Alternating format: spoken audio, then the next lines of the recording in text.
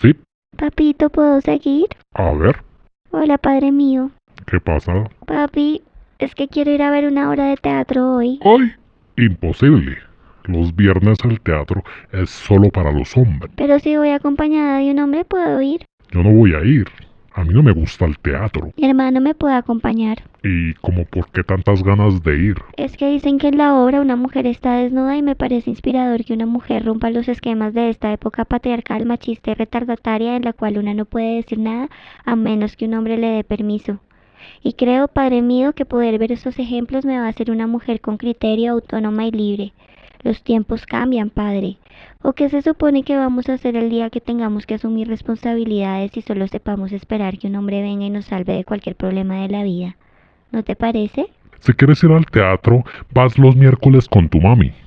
Nada de ir yendo a ver viejas en pelota. Pero, padre... Pero nada. Fin de la conversación. Me parece injusto que tú sí puedes ir donde quieras y en cambio... ¡Silencio! Ya hablé. Y te me vas para el cuarto por respondona. ¡Claro!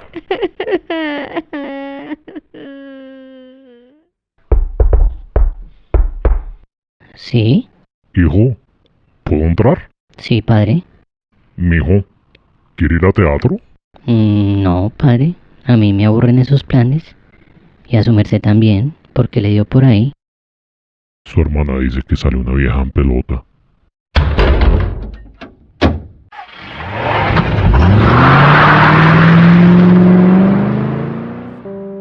Texto, tejido, palabra, sentido, materia.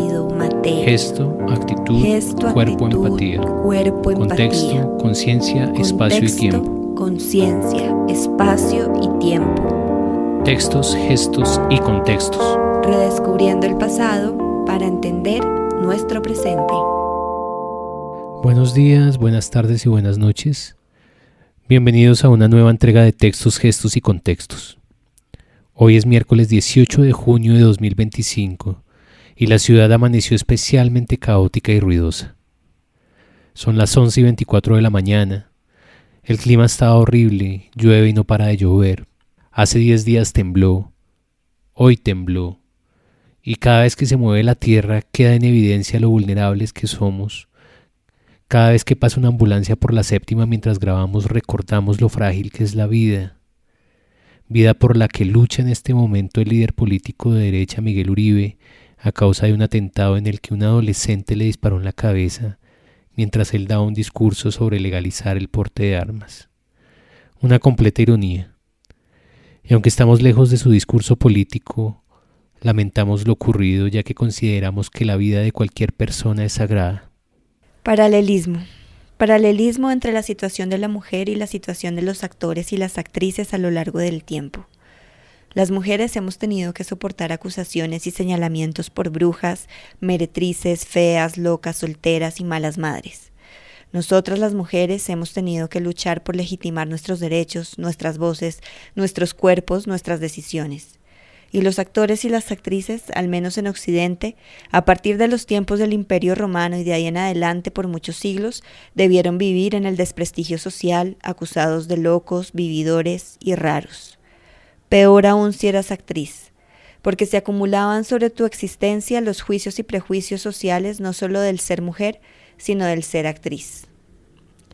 Y hoy que atravesamos el umbral que ha forjado la tercera ola del feminismo, nosotras las mujeres seguimos en el proceso de subrayar, recordar e insistir en que nos validen en igualdad de condiciones. Porque las cosas no han cambiado, al menos no del todo, pues atravesamos un proceso de reinvención sobre el cual todos, todas y todes debemos responsabilizarnos. ¿Cómo? En las pequeñas acciones, en los gestos y en las conductas que hacen parte de nuestra cotidianidad. Afortunadamente el tema se ha puesto sobre la mesa y ahora, como nunca en la historia de la humanidad, la alerta ha sido lanzada y es imposible no verla. Afortunadamente, también para los actores y las actrices, el punto de vista social respecto a ese rol se ha modificado y ahora quienes se dedican a este oficio tienen a su favor un cierto prestigio, en tanto que son vistos como gente sensible, interesante, extrovertida y rara, aunque la rareza hoy en día tiene ciertos grados de apreciación. Porque no te bañarás 2 veces en el mismo río, porque el tiempo es efímero, porque todo cambia. Cambia, todo cambia, como dice la canción. Pero cambia porque nosotros cambiamos y hacemos que las cosas cambien con nosotros. Hoy vamos a hablar de algunas actrices y actores en el comienzo del siglo XX y de las clasificaciones en la oferta teatral, es decir, de una programación especial para las espectadoras y otra para los espectadores. Porque a pesar de que el siglo XX fue un periodo de tantas revoluciones, también supo contener los sesgos propios de su época. Marina, tienes la palabra. Según los estándares de la época, finales del 19 y comienzos del 20, la felicidad de las mujeres se hallaba en el matrimonio y en la crianza de los hijos. Ambos amores exigían grandes sacrificios que eran lo auténtico en una mujer, pues sacrificarse, amar sin pedir algo a cambio, era innato en ellas. Sin embargo, esta felicidad tan prometida y cacareada por todos los estamentos y también por muchas mujeres que estaban convencidas de que esas normas tenían gran validez, no era hallada por la mayoría de ellas, quienes no encontraban en esas circunstancias el paraíso prometido. Se salieron de esta normalidad las mujeres que se criaron en un hogar de pensamiento más liberal y económicamente solvente.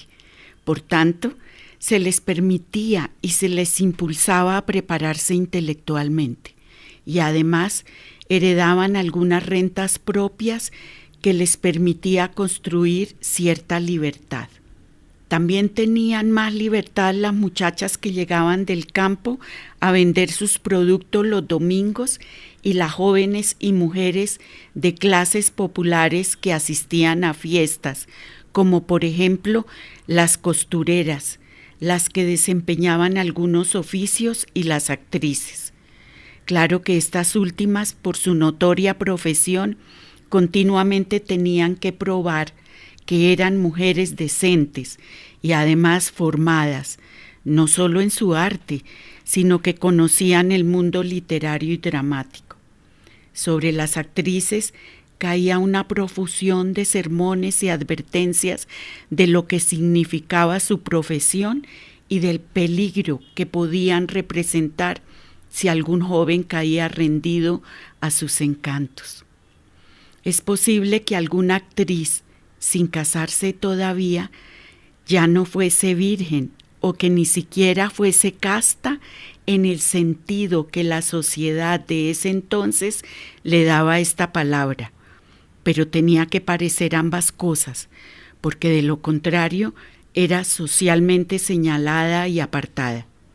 Igualmente que el actor o el hombre que ella aseguraba que era su esposo no lo fuera, tenía que mantener esa verdad y comportarse como una esposa sumisa, pues algunas madres de espectadoras podrían prohibir el trato con ellas a sus hijas irrelacionadas. Bueno, y después de este contexto vamos a hablar de los actores y las actrices de ese comienzo del siglo XX. Y en particular yo voy a empezar hablando de las actrices. Era importante para nosotros también dedicar algún episodio a otros de los roles que tienen que ver con el teatro, como son el de la actuación y, como va a ocurrir más adelante, con el de la recepción o los espectadores, que es de lo que seguiremos hablando en este episodio. Entonces, entre las actrices conocidas de la época, hay una que se llama María Antonia Guiot de Martínez, actriz y cantante bogotana. Inició su carrera artística a comienzos del siglo XX en 1905. Fue la primera actriz de la Compañía Dramática Nacional dirigida por Arturo Acevedo Vallarino, con quien trabajó durante sus temporadas en el Teatro Municipal y aproximadamente hasta 1908, cuando Vallarino y su compañía realizó un largo recorrido por varias ciudades como Girardot, Medellín, Manizales, Pereira, Ibagué y algunas poblaciones del Cauca. Estuvo integrada a la compañía de Juan del Diestro en 1913. En 1922 integra el elenco de la Compañía Dramática Nacional, cuyos empresarios y directores eran José Vicente Ortega y Carlos A. Hernández Ortega. En 1924, José Vicente Ortega se une con Arturo Acevedo Vallarino para darle vida a una nueva compañía y presentar obras de autores nacionales. No pudieron debutar en el Colón porque Rafael Pardo, administrador del teatro, no aceptó. Según las críticas teatrales, con el paso del tiempo, María Antonia se convirtió en una de las actrices más cultas del panorama artístico del país, que ganó grandes aplausos y reconocimientos. Otra actriz de la época es Soledad Rubio de Dorsenville. También, como María Antonia, comenzó en la Compañía Dramática Nacional de Arturo Acevedo Vallarino en 1908 como segunda dama. Pues nada, simplemente quería notar que esto de la segunda dama se refiere a que no tenía quizás el papel protagónico, o como me decía Marina hace un momento, era el papel de la mujer más joven del repertorio. Es posible que fuera muy joven al momento de iniciar su carrera artística, pues en un par de obras también desempeñaba roles de niña. Años más tarde, en 1915, María Antonia Guiot y Soledad integran la Compañía Dramática y Zarzuela Nacional, compuesta por nacionales y artistas latinoamericanos. El director era Julio Soler. Y otra actriz es María Luisa Lobo Guerrero. La prensa escribió que tenía grandes dotes artísticas, de memoria privilegiada, de porte distinguido. Su clásica belleza se unía a su talento, elegante y un tanto huraña, romántica y utilitarista, son una muestra de las frases que fue acumulando María Luisa Lobo Guerrero durante su recorrido artístico. Hablaron un montón de ella. Sí, claramente. La prensa se ocupó de ella. Posiblemente todos estos calificativos daban cuenta de la personalidad del artista, quien no llevó una vida convencional e incluso fue excepcional para una mujer de su tiempo. María Luisa nació en Funza y conoció el teatro a comienzos del siglo XX en Bogotá por conducto de su hermana Blanca, quien estaba comenzando su carrera artística como partiquina de la compañía de zarzuela de los Hermanos del Diestro. Inmediatamente se entregó con gran dedicación al arte dramático. Bueno, buenas tardes a todos. Espero que estén bien. A uno le agarra con una nostalgia pensar que en la lontananza se ve el final de esta temporada. Pero bueno, así es la vida. Así que continuemos. La señorita Manuela nombra una palabra bastante coqueta y es partiquina. Partiquina es un término proveniente de la ópera, o en este caso de la zarzuela, y se usa para denominar a aquellos cantantes, intérpretes o intérpretes cantantes que participan en las partes de menor importancia, mejor dicho, los segundones.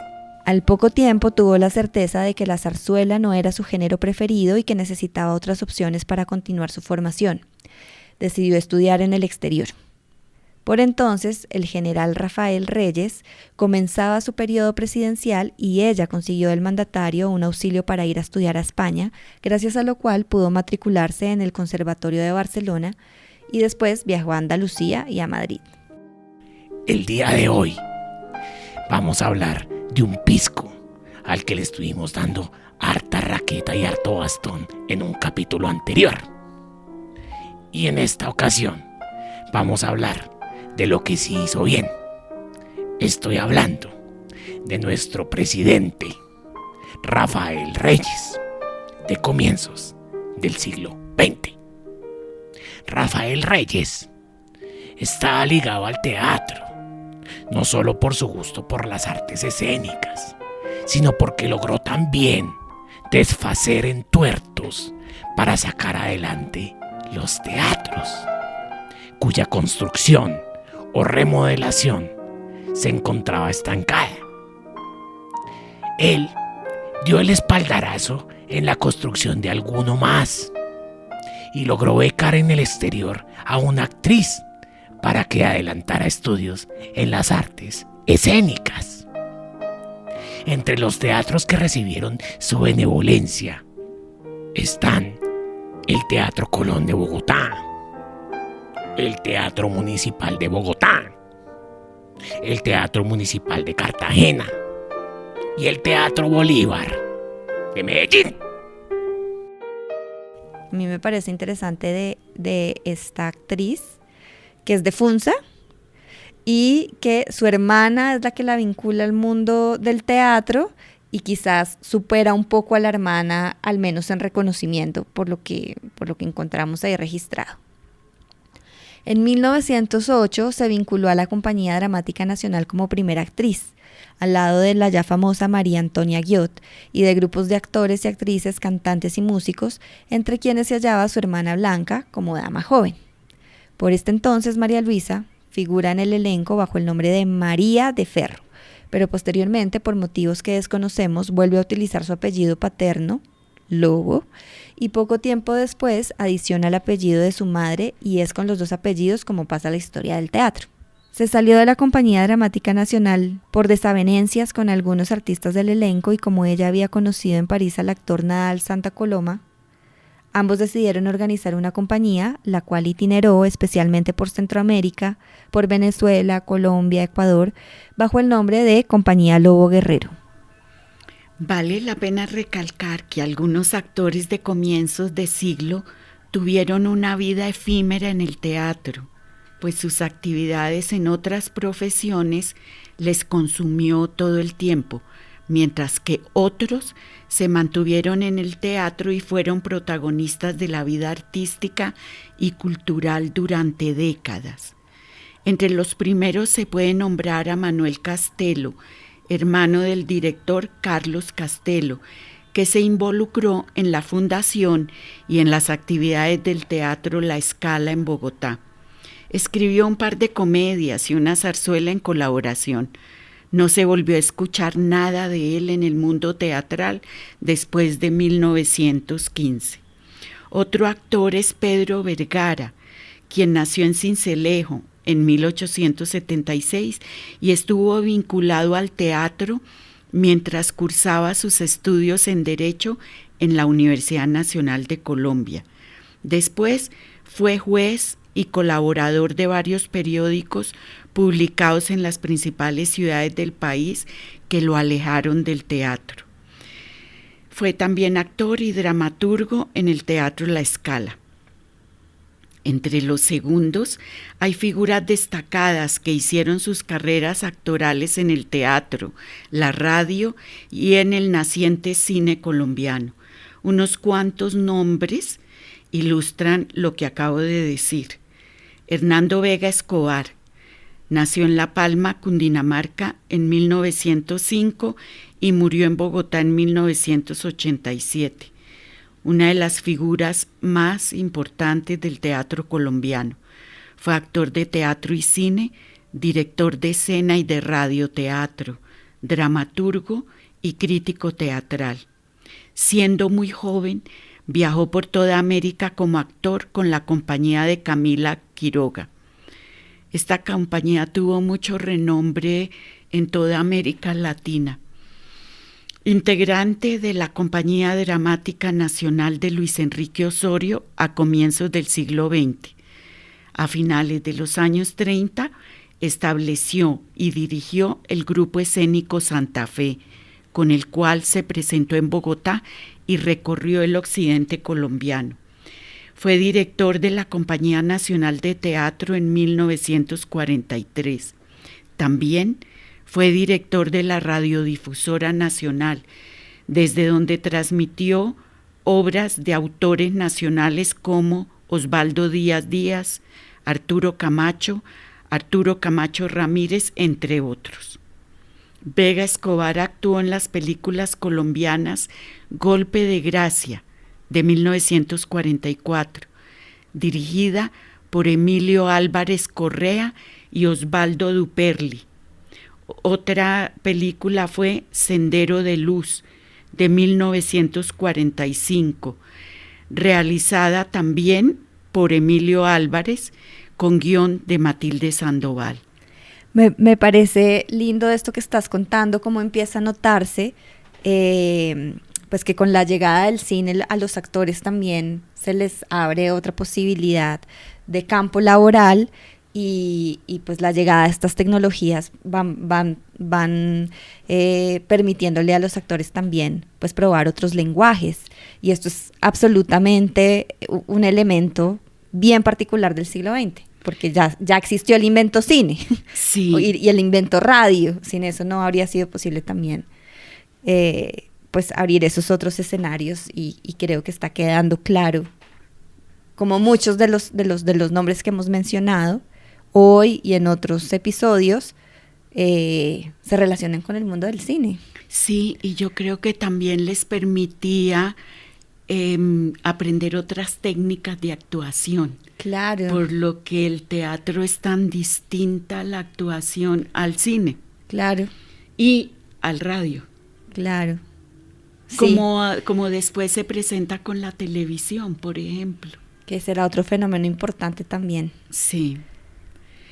Bueno, esta cinta que acabo de nombrar, Sendero de Luz, contó con la actuación de actores de radio de la época. O sea, debían ser muy malos actores y muy buenos habladores, que es lo que solía pasar con los actores de radio, que las voces son extraordinarias y luego los cuerpos de la presencia física, habría que ver. Pero bueno. Bueno, continúo con Vega Escobar. Fue autor de varias obras dramáticas inéditas. Voy a nombrar algunos de los títulos. La cárcel de todas, La que mató un amor, una comedia de 1924 que fue representada en Bogotá en ese año por la compañía de Luis Enrique Osorio, y al año siguiente la representó la Compañía Española de Comedias en el Teatro Municipal de Bogotá. En esta obra el autor también participó como actor. Otra obra es El Perdón, de 1924. En ese mismo año tuvo una mención honorífica en el concurso abierto por la Sociedad de Autores de Colombia, y en 1926 fue estrenada por la compañía colombiana Vázquez del Barrero. Otro título, Hay en la sombra una mujer, del año 1937, y en la década del 40, Vega Escobar continuó escribiendo para el teatro. Me llama la atención que al menos en los títulos, pues porque las obras son inéditas, como acabas de mencionar, se nota como una cierta obsesión o tendencia a construir figuras femeninas, personajes femeninos, o sea, qué pesar que que no están tan al alcance de la mano estos textos, porque de verdad todas, excepto El Perdón, que me imagino yo que también tendrá una mujer, con toda seguridad, señalan la figura femenina. Sí. Bueno, y también es importante aclarar aquí que damos muchas fechas y tenemos muy en cuenta quién las representó y dónde, porque es bastante raro en esta época que los autores fueran representados. Entonces yo creo que así sea un poco aburridor nombrar fechas y sitios, creo que es bastante pertinente. De acuerdo. No todos los autores lograban esto. Bueno, vamos con otro personaje del mundo del teatro, especialmente el bogotano, y es Carlo Chiappe, hijo de artistas italianos.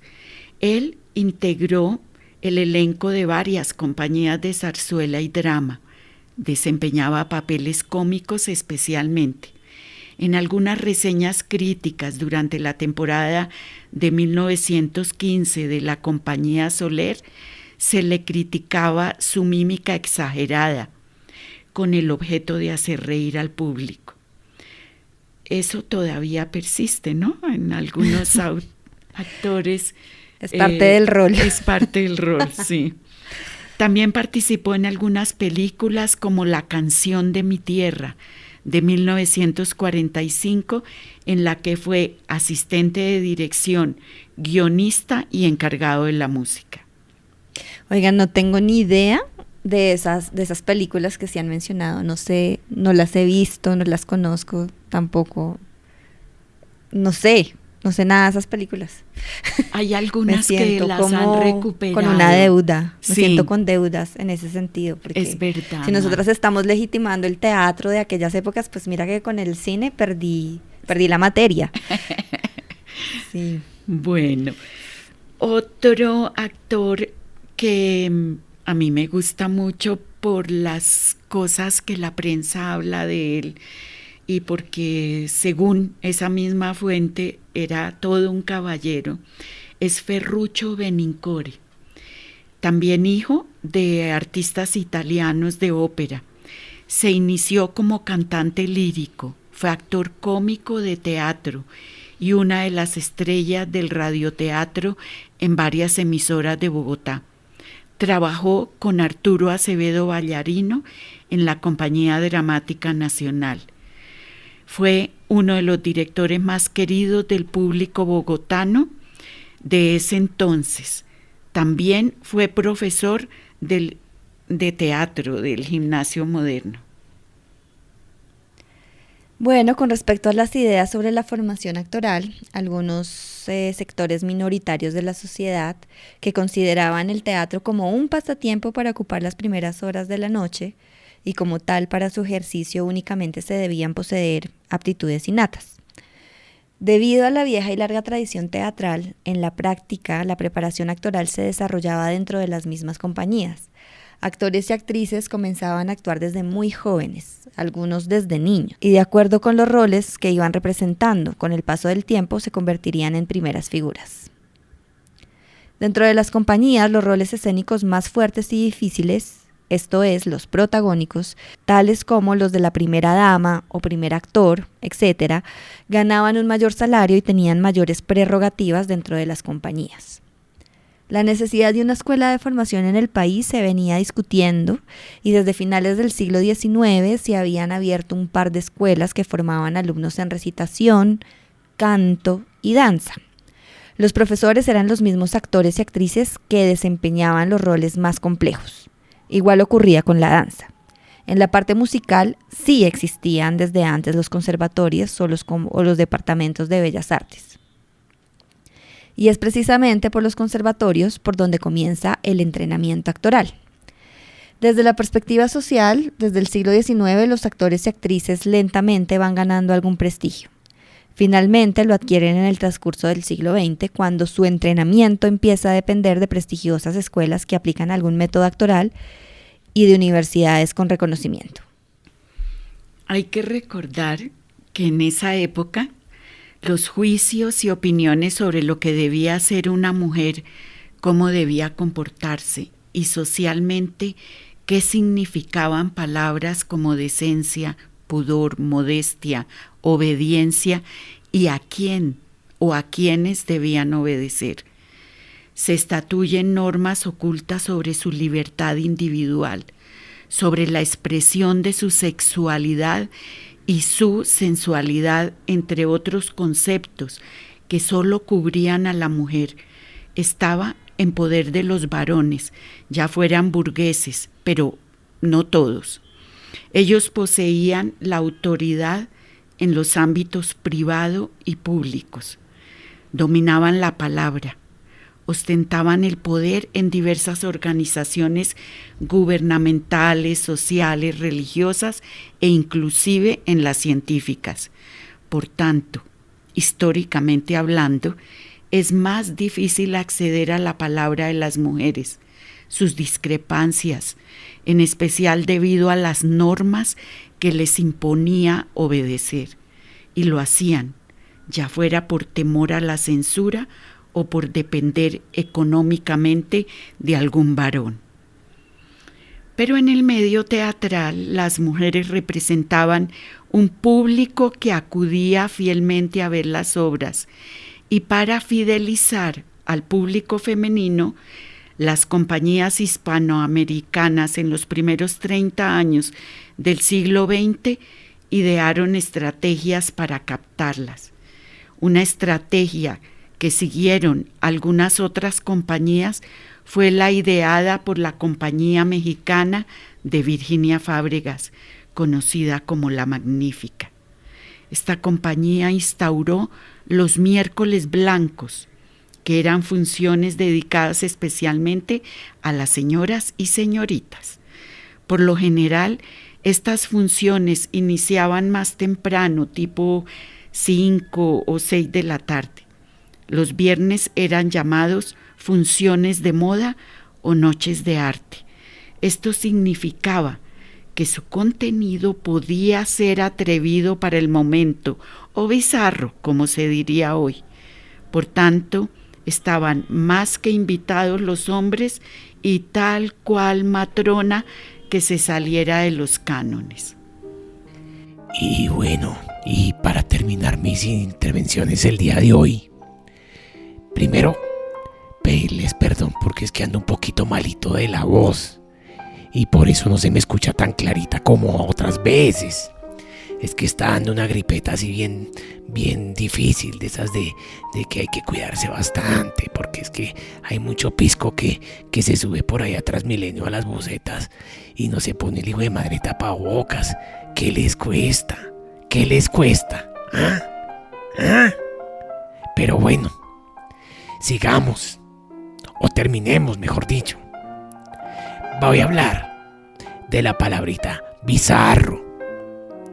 Bizarro, durante mucho tiempo, se podía definir como valiente, generoso, lúcido, etc., etc. Sin embargo, como suele ocurrir con las palabras, se van redefiniendo a partir de los usos que de las mismas se hacen. Así que hoy en día también puede entenderse como raro, extravagante, insólito, extraño, absurdo y grotesco. Mejor dicho, su significado también depende del contexto en que se utilice.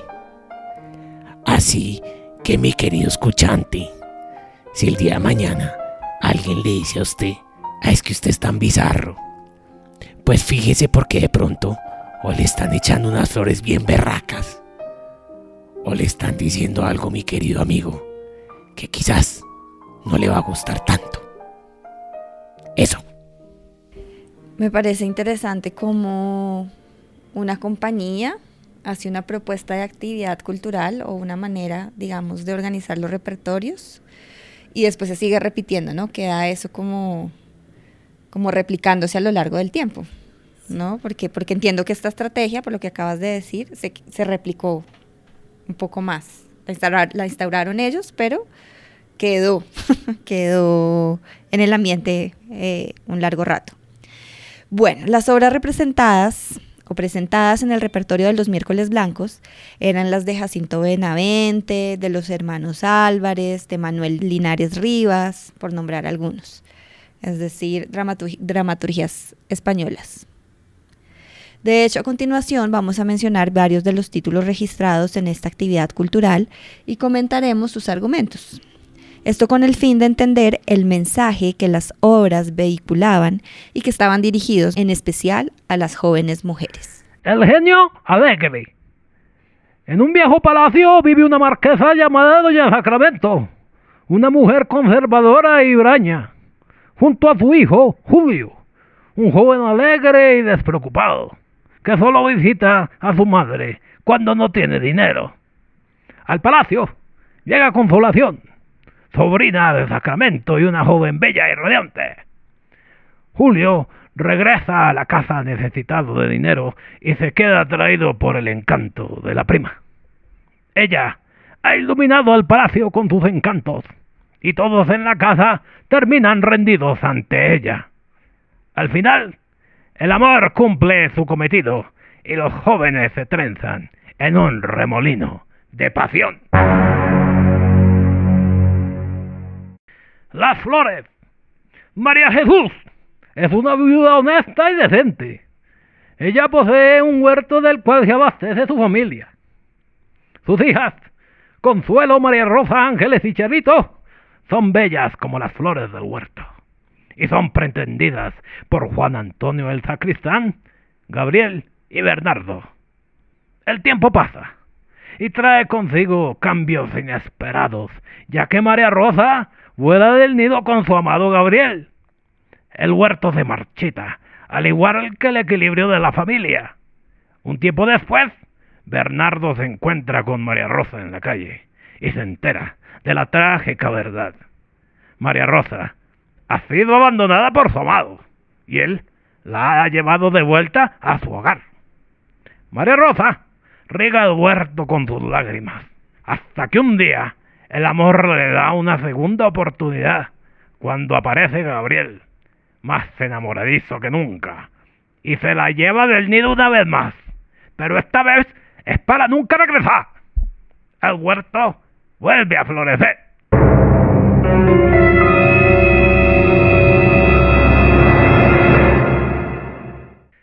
Rosas de otoño. Isabel, segunda esposa de Gonzalo.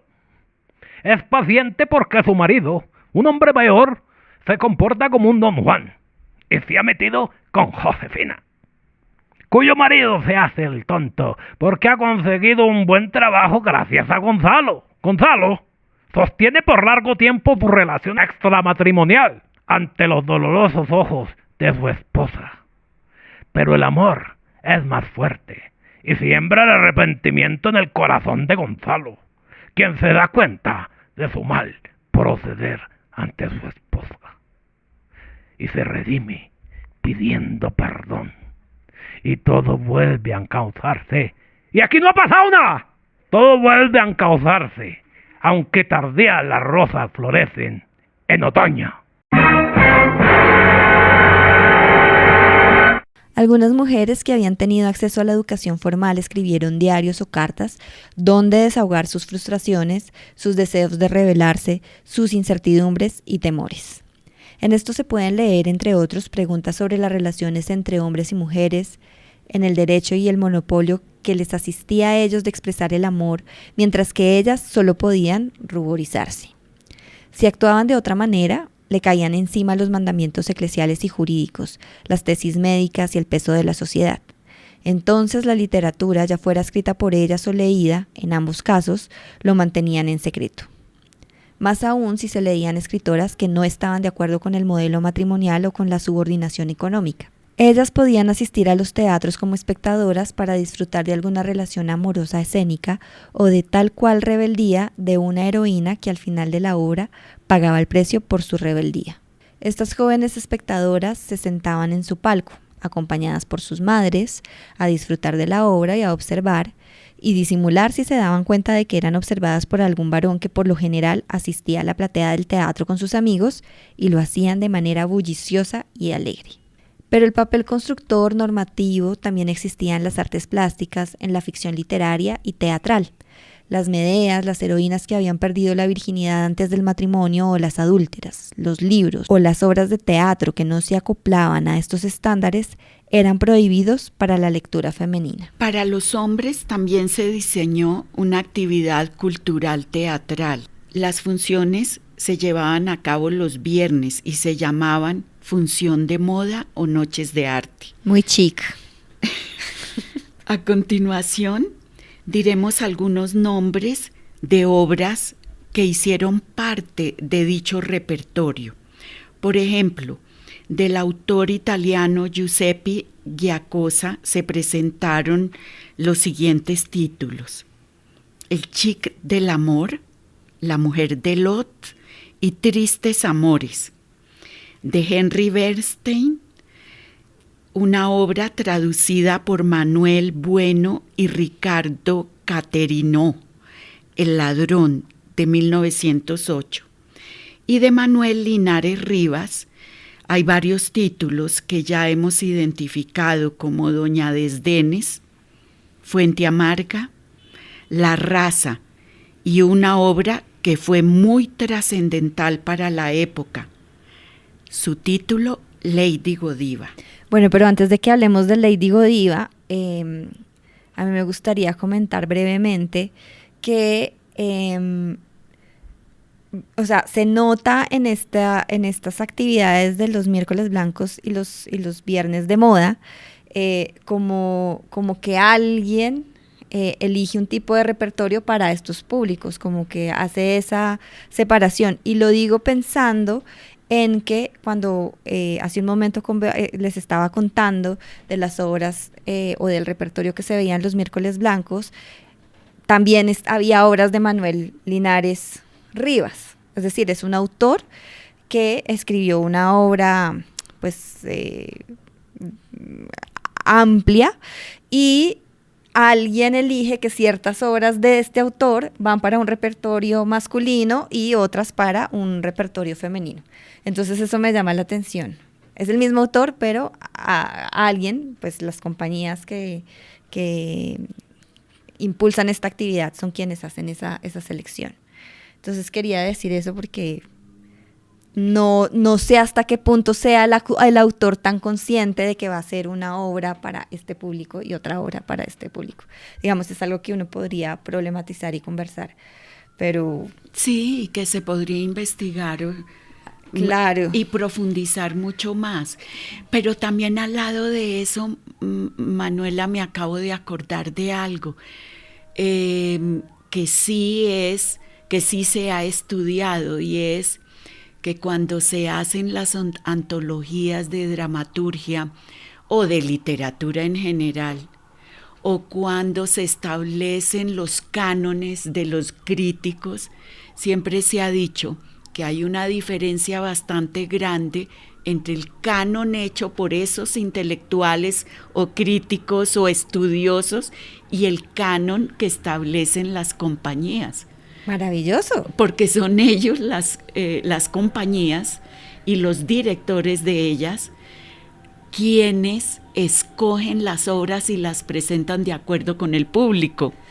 Eso es interesante porque, claro, las compañías y los directores, siento yo, que tienen una relación más próxima con el público y saben mejor o tienen más desarrollada la sensibilidad sobre lo que posiblemente les va a gustar. Sí, sobre la recepción. Claro, mientras que el crítico está viéndolo desde otro lugar, quizás un poco más privilegiado. O desde un ámbito mucho más académico, claro, y de acuerdo con su gusto, digamos, entre comillas, exquisito, refinado, ya que son grandes conocedores. Claro, interesante. Interesante es eso. Bueno, entonces sigamos con Lady Godiva. Lady Godiva estaba casada con el conde de Chester, Mercia, y señor de Coventry. Cuando la ambición se apoderó de su esposo, ella le pidió que rebajara sus impuestos. El conde accedió, pero con la condición de que Lady Godiva recorriera Coventry a caballo, sin más vestiduras que sus largos cabellos. La dama así lo hizo, no sin antes acordar con sus vecinos que éstos se encerrarían en sus casas para no perturbarla en su desnudez. El día elegido, Lady Godiva se paseó desnuda por el pueblo montada en su caballo, mientras todos los vecinos de Coventry permanecían encerrados en sus casas. Lady Godiva es una comedia en 4 jornadas en verso, estrenada en 1912. Quiero acotar que cuando en esta época se dice comedia, no es un género cómico. Comedia es sinónimo de obra o de pieza teatral.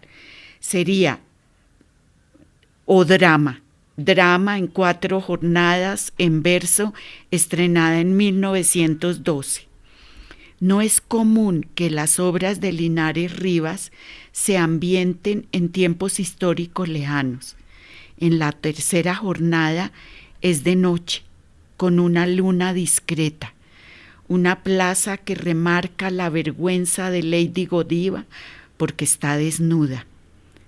Esta aparece al fondo del escenario, pero las personas que están más adelante en el escenario mismo, no todas la pueden mirar. En la última parte de la obra, el autor hace que Lady Godiva se pasee desnuda por un corredor con arcos en un monasterio medieval, lo que supone una blasfemia. En esta obra, también el autor se aparta de la tendencia machista del honor y de la honra. Algunos otros interpretan también cómo el varón marca cierta independencia de la sexualidad femenina. En alguna otra ocasión nos comentabas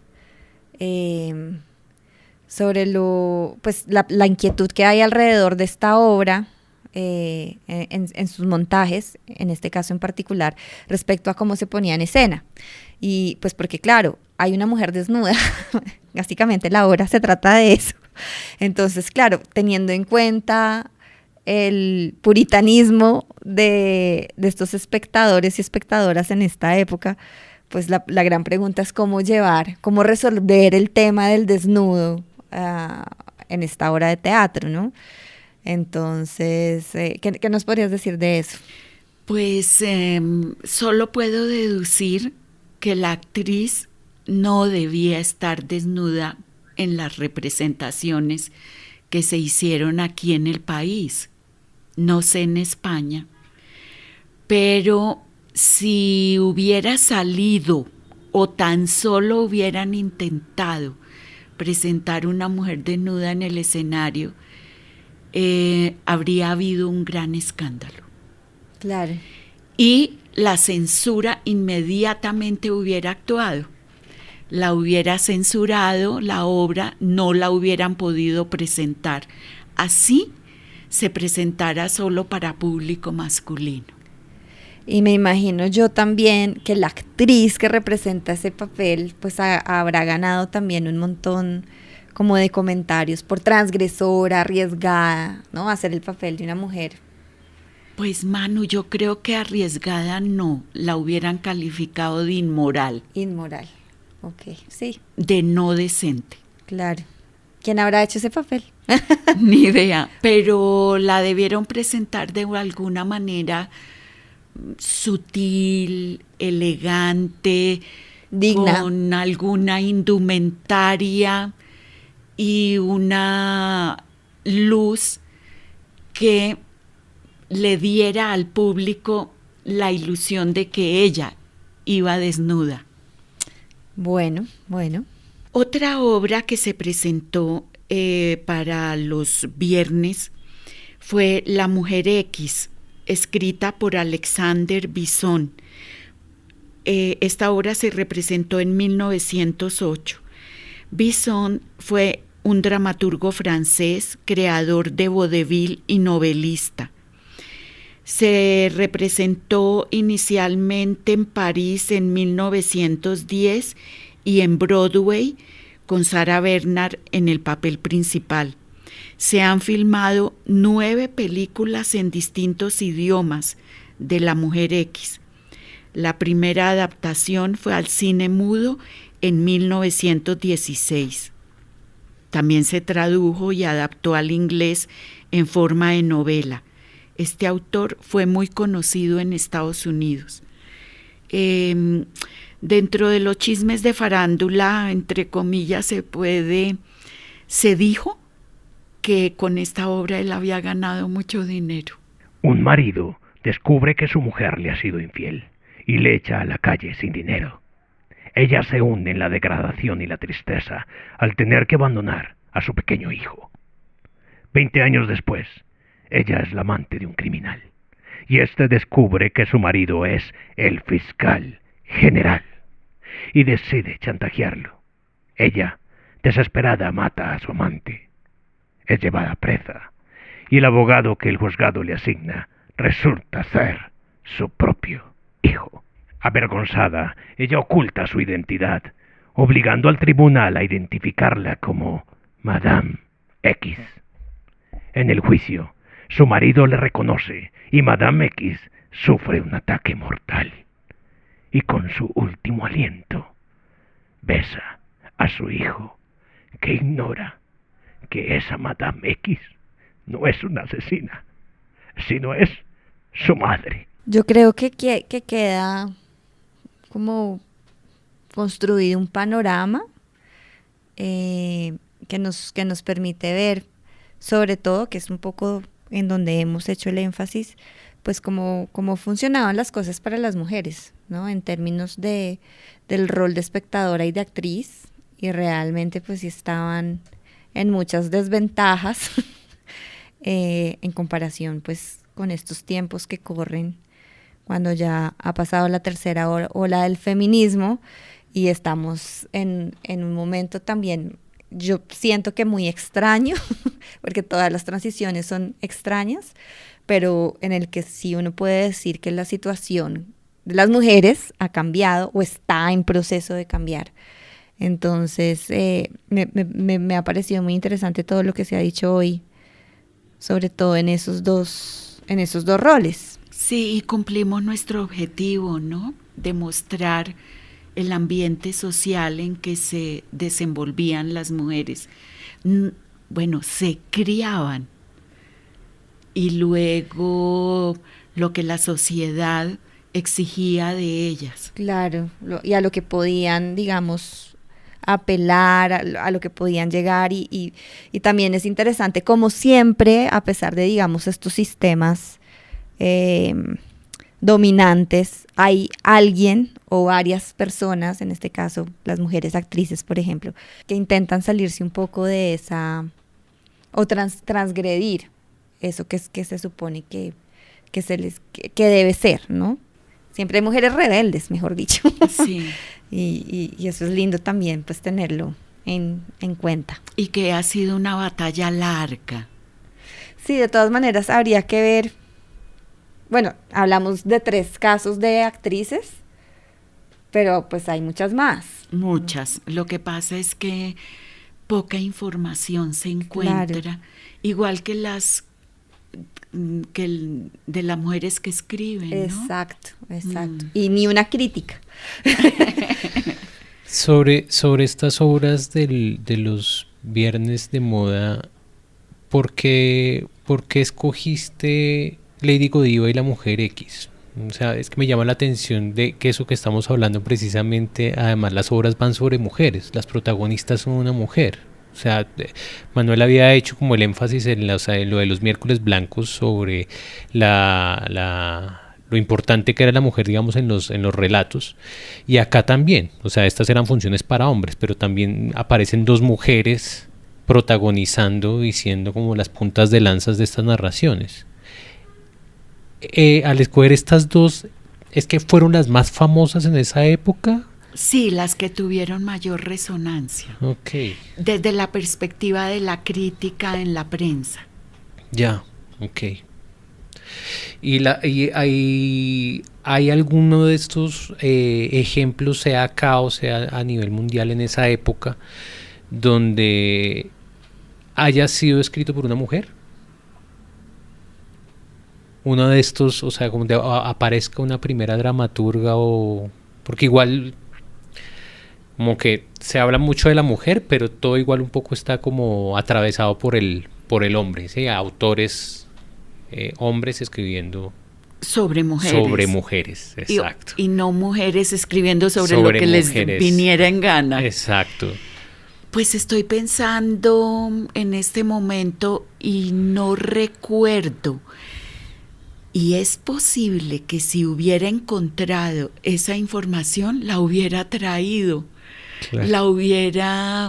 Le hubiera dado el espacio que se merece. Pero si no la traje, es porque no la encontré. Porque no está aún. Sí, okay. Falta mayor información. Y bueno, y teniendo en cuenta que hoy en día las mujeres escriben, actúan y tienen la libertad de expresarse sobre lo que quieren, ¿cuáles son los temas de las creaciones hechas por mujeres y de qué forma creen ustedes que están atravesadas por una mirada femenina?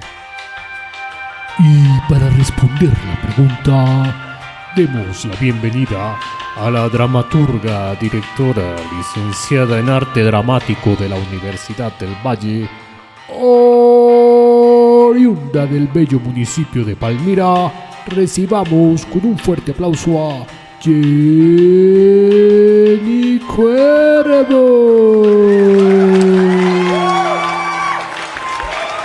Hola, soy Jenny Cuervo, dramaturga, creadora escénica de la ciudad de Cali. Pertenezco a la colectiva Laboractores. En mi dramaturgia en los últimos años hay unos temas recurrentes. Uno de ellos es las violencias extractivistas que se presentan en los territorios, lo que tiene que ver con todo el deterioro de nuestros recursos naturales, la biopiratería, así como también la violencia sobre los liderazgos medioambientales. Esto es algo que me ha parecido importante poder visibilizar a través de la dramaturgia.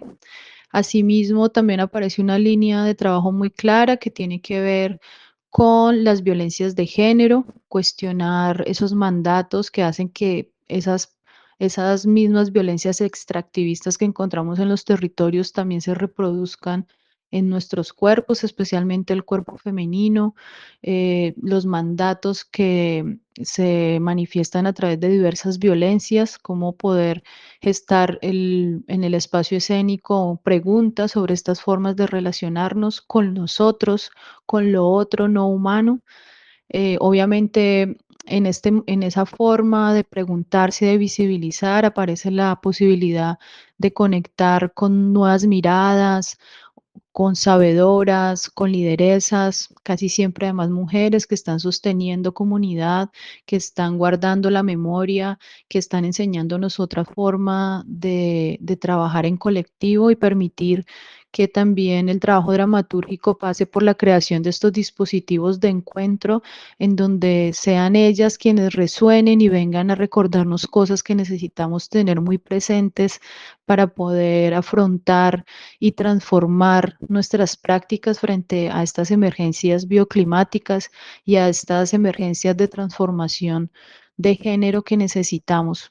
Aparece obviamente aquí una mirada ecofeminista y una mirada que busca desde la dramaturgia visibilizar nuestra necesidad de cambio, nuestra necesidad de percepción frente a lo femenino y también de denuncia y de lucha frente a las violencias que todo el tiempo estamos recibiendo.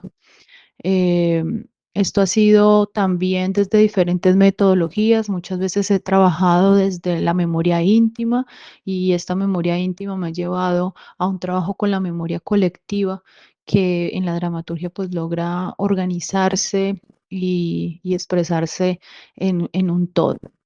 Bueno, pues eso es un poco de mi trabajo y muchas gracias por la invitación a contarles un poco de lo que hago. Yo creo que no hay mucha diferencia entre la escritura de hombres y mujeres. Si vemos la Biblioteca de Escritoras Colombianas, que acaba de salir las últimas obras, y se empieza a analizar qué escriben las mujeres y cómo lo escriben, en realidad no hay mucha diferencia temática. Las mujeres abordan todo, están dentro de la sociedad y les interesa lo que la sociedad es o la gente piensa. Yo creo que no hay mucha diferencia ahí. No sé ya si alguna estudiosa pueda señalar alguna sensibilidad distinta o una perspectiva distinta, o que haga estudios comparativos muy profundos para ver cuál es esa diferencia, ¿no? Pero yo creo que no. Inclusive le oí a alguna escritora que ha sido jurado en concursos del Ministerio de Cultura, concursos de narrativa o de poesía, y dice que es muy difícil saber qué obra fue escrita por un hombre o por una mujer, pues porque los concursantes tienen un seudónimo. Y que se puede, inclusive entre los miembros de ese jurado, hacer apuestas de esto será un hombre o una mujer, y se equivocan. Por lo cual pienso que no hay muchas diferencias. Así, a ojo de buen cubero, ¿no? Claro. Faltarían un poco más de estudios. No sé, ¿tú qué dices, Manuela? Estoy absolutamente de acuerdo. Hoy en día yo siento que las dramaturgas escriben sobre lo que quieren y sí, yo realmente no siento que haya una diferencia, pero estaba pensando a propósito de la idea de la perspectiva de género, que quizás en un par de años lo que sí podemos ver en esas dramaturgias es que esas relaciones de poder entre hombres y mujeres a lo mejor sí se van modificando en las dramaturgias, pero yo creo que eso lo puede hacer tanto un hombre como una mujer, ¿sí? Y creo que esa puede ser otra modificación interesante de observar, a ver qué pasa sí. Más adelante, pero yo siento que es lo mismo que tú, es que estoy de acuerdo. ¿Tú qué crees? Es como si desde un punto de vista de lo que hemos estado hablando hasta ahora, se pensara algo femenino y algo masculino desde una perspectiva, por decirlo de alguna manera, patriarcal. Es el hombre, o el hombre definió en algún momento como género qué era qué era el tema femenino y qué era el tema masculino, ¿no? Que de pronto se puede pensar desde la crianza misma de unas épocas un poco más atrás, porque siento que eso ha cambiado últimamente, ¿no? Pero no sé, antes se pensaba el color femenino, el color masculino, los temas de las mujeres, los temas de los hombres. Sí, si es niño se le regala un balón y si es una niña se le regala una muñeca, y pensar esa división que un poco acá en lo que vimos era desde una perspectiva masculina, pensar cuáles son los temas de las mujeres escritas por hombres, ¿sí? Pero ahora, digamos, como que cuando ya el ejercicio es un poco, por decirlo de alguna manera, más democrático, y mujeres y hombres escriben, y como tú dices, se vuelven rastreables si me siento a leer, porque al final es como si se le hubiera tratado como un género de pronto a ciertas narrativas. Entonces lo de las mujeres tiene unas características, como las podría tener un género, ¿sí? Entonces hay amor, hay una mujer esperando por haber un hombre que decide hacer, ¿sí? Entonces en los argumentos que vimos atrás, veíamos unas mujeres que se realizaban como mujeres al casarse, al que un hombre viniera por ellas, y el hombre sí tenía una vida que vivir y de pronto iba y, no sé, se enamoraba de otra mujer y esta mujer entraba en desgracia, pero volvía a recuperar su estatus porque regresaba el hombre arrepentido. Pero todo eso desde una perspectiva igual muy masculina y como de género, como pensar como la temática femenina casi como un género, y también la masculina, temas de hombres, temas de mujeres. Pero ahorita digamos como que lo que yo siento es lo mismo. Yo creo que estamos hablando de individuos. Sí. ¿Sí? Y esto se puede pasar de lo de la cuestión del género a, no sé, pensar en que, no sé, que si voy y hago una búsqueda de dramaturgos fuera de las ciudades, me voy a imaginar, lo hablábamos antes fuera de micrófonos, que uno podría llegar a pensar que si voy a hablar con una persona que escriba dramaturgia fuera de la ciudad, de pronto en la ruralidad, voy a decir, no, me va a escribir sobre vacas y pastales y sobre la vida bucólica y pastoril del campo. Y con el ejercicio que alguna vez ustedes hicieron con lo de Voces Globales fue enterarse que no, que son prejuicios. Son prejuicios, sí.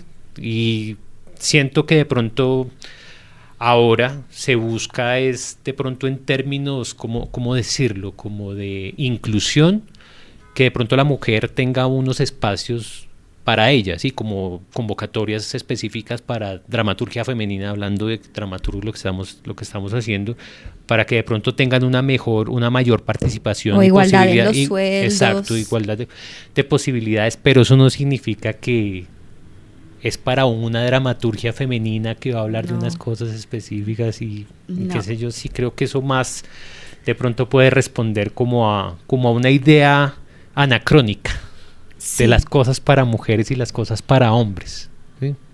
Creería yo. Sí, de hecho estaba pensando también, no sé qué fue lo que hablamos ese día sobre los finales, ¿no te acuerdas de los finales de las obras? ¿No era contigo que hablábamos de que el final feliz era el matrimonio? Sí. Y entonces justamente estaba pensando, bueno, y ahora con esta nueva oleada de feminismo y este cambio de ideología en el que hay que tener en cuenta la perspectiva de género, ¿cuál sería un final feliz de las nuevas obras? O sea, si no es el matrimonio como ocurrió durante tantos siglos, porque es que esto es un tema de siglos, las comedias terminaban con finales felices, que era el matrimonio. ¿Cuál va a ser nuestro final feliz ahora? Claro, pero que permea el punto de vista general, claro, de la sociedad, no de las mujeres Exacto. o solo de las mujeres y solo de los hombres, sino en general. Y ahora también, seguramente desde un cambio de perspectiva que tiene la mujer, el hombre también cambia esa perspectiva y empieza a escribir a la mujer desde esa perspectiva donde está ocurriendo el mundo en este momento. ¿Habrán final felices? Continuará. ¿Habrá finales felices? Pero, ¿qué es la felicidad? ¿Qué son los finales? ¿Qué es el futuro? Como dice Manuela, continuará. Continuará el teatro, las discusiones, los puntos de vista, la búsqueda del amor, las luchas contra el enemigo, las críticas a los gobiernos, el camino del héroe, las historias que no tienen historia, los muertos, los resucitados, las luchas por las narrativas, las moralejas, las sobreinterpretaciones, las malinterpretaciones, las sobreactuaciones, las improvisaciones, etcétera, etcétera, etcétera. Y lo relevante es que será escrito por cualquier ser humano, sin importar su género. Y así, cerramos el 15º capítulo de Textos, Gestos y Contextos, y nos preparamos para recibir nuestro último capítulo de la segunda temporada, en el cual hablaremos de Antonio Álvarez Lleras, otro de nuestros magníficos, maravillosos, ingeniosos directores, dramaturgos, maestros y odontólogos olvidados. Agradecemos a la directora y dramaturga Jenny Cuervo y los invitamos a seguir en redes su proyecto de investigación colectiva Laboractores, en el cual se pueden enterar de sus talleres, su dramaturgia y sus proyectos. Y como siempre, muchas gracias Marina, muchas gracias Manuela y muchas gracias a todas y todos. Nos escuchamos en otro momento. Pero antes, oremos. Querido San Ginés, que nos observas omnipotente desde la tramoya del mundo, te pedimos que, en tu inmensa misericordia, nos ayudes a que la audiencia nos dé likes, a que la audiencia nos escriba sus comentarios, a que la audiencia nos envíe sus preguntas, a que la audiencia persuada a sus allegados para que también nos escuchen, a que la audiencia nos siga, a que la audiencia interactúe con nosotros. Tú sabes que Marina, Julián y yo somos buenos y nos tomamos la sopa. Y si nos colocas a un mecenas en el camino que caiga con una moneda o un billetico, no nos vamos a poner bravos. Amén. Recuerda seguirnos en Facebook e Instagram. Puedes escuchar los episodios completos en Spotify y YouTube. Si quieres ponerte en contacto con nosotros, escribe a textosgestosycontextos@gmail.com.